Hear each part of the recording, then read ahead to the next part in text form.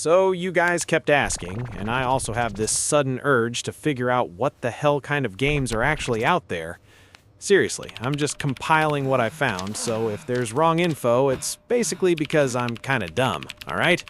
Don't roast me too hard, just correct me in the comments. Let's talk about RPGs. At first, I thought RPG meant rocket-propelled grenade, blowing stuff up, but apparently it stands for role-playing game. This genre is ancient, like dinosaur ancient. It started in the West, but then Japan got a hold of it and birthed JRPGs. The J stands for Japan, obviously. It's funny because when you talk about AV, everyone knows JAV, but nobody talks about CAV or KAV.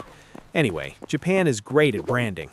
These games flooded into our country and literally sucked the blood and wallets out of 36% of the population. We're talking about those legendary grind fests where you play as sword masters or whatever.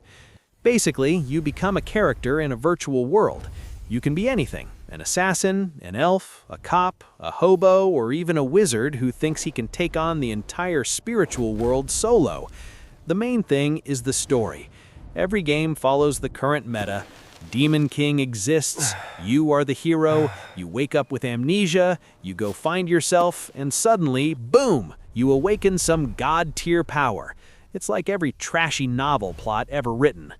Once you have a character, you have to build them up. Strength, intelligence, HP, MP, you know the drill. You grind, you hit things, you level up. But playing alone is depressing, so these games let you interact with NPCs or other real players. You don't always have to follow the story, you can just craft stuff, make friends, or beat people up. Freedom is the key here. Games like Elden Ring or God of War are the peak of this, allowing you to just exist and be cool. Now let's talk about turn-based games. The absolute legend of this genre is Pokemon, or maybe Yu-Gi-Oh cards. If you're an OG gamer, you probably remember Gunny, that game that ruined friendships and keyboards. But it's not just video games. Chess, Chinese chess, tic-tac-toe, they're all turn-based. It's exactly what it sounds like. I go, then you go. It's polite warfare. You get a turn to attack, move, or defend, and then you have to sit there and wait for your opponent to do their thing. It repeats until someone wins. It sounds boring, but it actually requires a brain.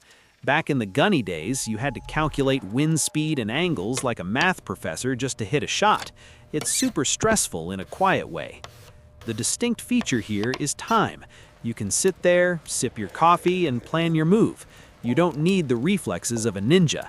This is perfect for boomer gamers like me who can't click fast anymore. The oldest platform for this is literally chess, but now we have things like Honkai Star Rail or whatever turn-based RPG is trending. It's usually light to run, playable on phones, and very chill, until you lose 10 matches in a row and want to throw your phone.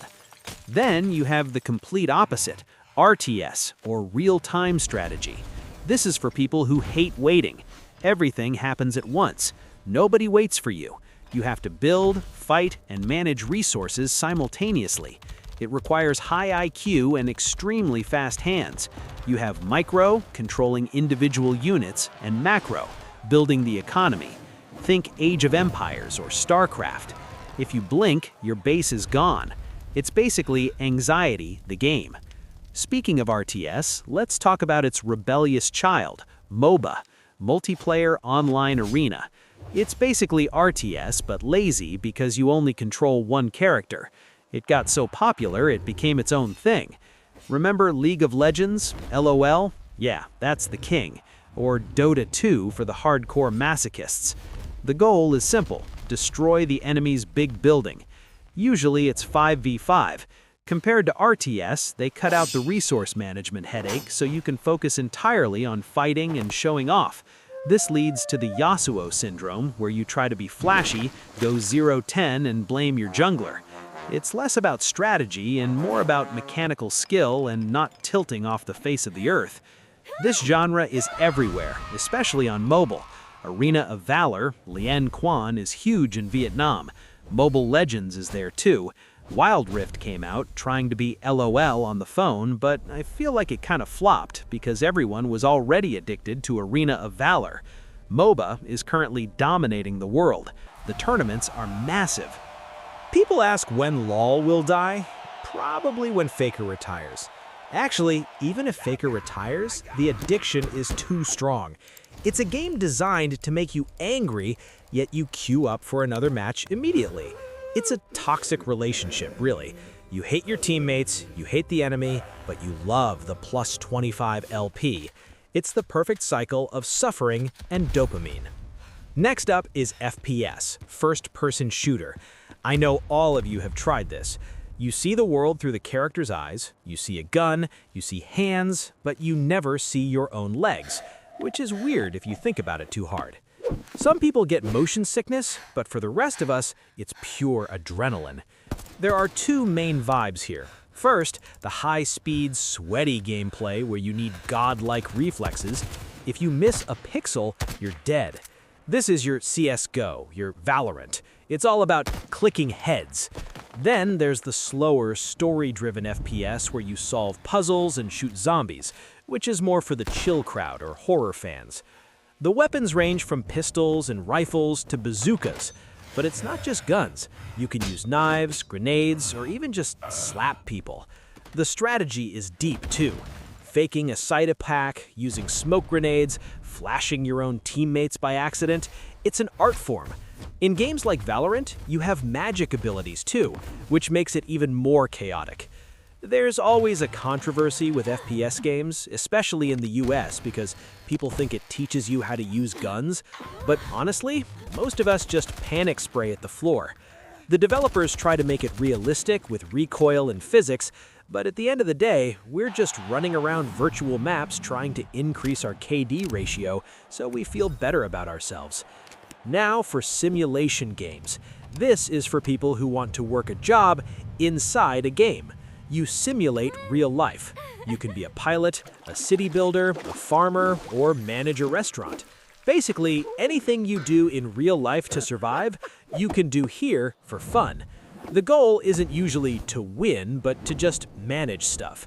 Think The Sims or those farming games. It sounds boring. I want to come home from work to play a game where I work, but it's weirdly addictive.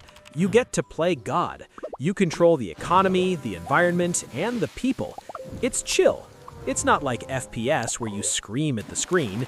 Here, you just watch your corn grow or drown your Sims in a pool by removing the ladder. Then we have adventure games. These are basically interactive movies. The story is everything.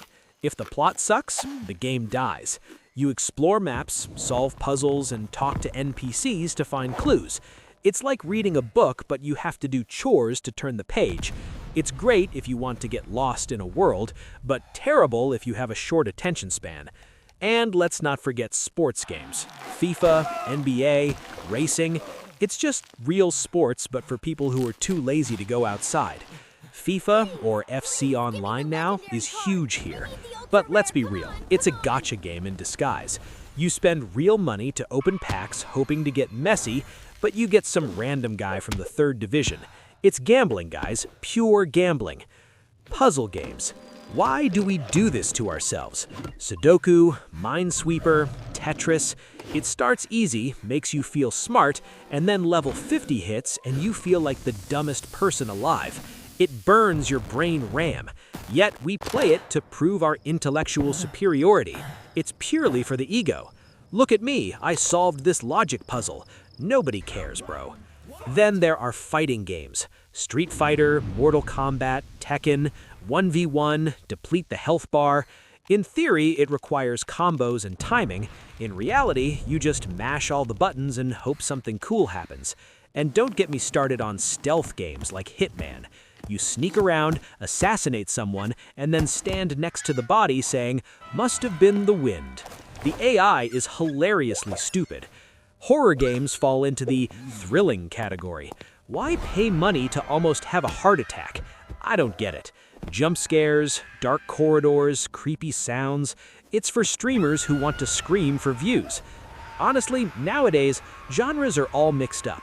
You have RPGs with shooting, puzzle games with stories, and cooking games with survival elements. It's like a mixed hot pot. A game can't just be one thing anymore. It has to be everything to keep our fried dopamine receptors happy. Anyway, that's my list. I probably missed a ton, but whatever. Subscribe if you enjoyed this mess.